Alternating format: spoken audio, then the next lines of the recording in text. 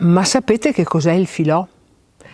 Quando nelle case delle famiglie contadine non c'era ancora la possibilità di avere un riscaldamento che si accendeva autonomamente, quando ancora non c'era la TV ad organizzare e a riempire le serate, c'erano dei luoghi dove ci si incontrava ed erano le stalle che erano riscaldate dalla presenza degli animali e delle mucche, e lì si creavano i gruppi.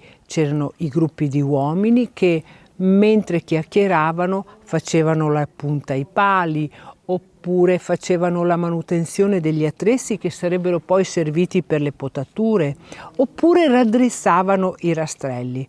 Però c'erano anche le signore, le vecchie signore che si occupavano del rammendo dei pantaloni e dei vestiti che sarebbero serviti per il lavoro, e c'erano le giovani ragazze che si occupavano di ricamare e di preparare la propria dote, finché non arrivava qualcuno a dire: «Putei, se arriva notte, demo casa se vedemo domani».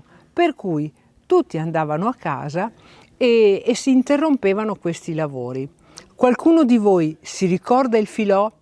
Se volete raccontarmi qualcosa, scrivetelo qui sotto. Io per il momento la mia ciaccola l'ho fatta e mi abbandono al mio sfurezzo.